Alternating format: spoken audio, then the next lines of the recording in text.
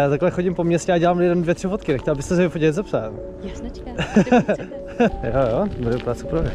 Boris, jak je černý, tak tam splývá s tím. Já ti dám packu, schválně? A taká, jo. Teď to vypadalo hezky.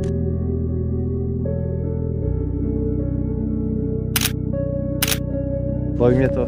Vy z toho vždycky mají lidi radost, tak je to fajn. Takže když mám volnou chvíli, tak si jdu takhle projít. Krásný nápad. Jo. Nové lidi a zjistíš, že jako lidi jsou fakt hodní a příjemní a trošku si upravíš pohled na svět. Ale jo, přesně. Jakoby já nepotkal se se špatnou zkušeností, jako všude super, vždycky.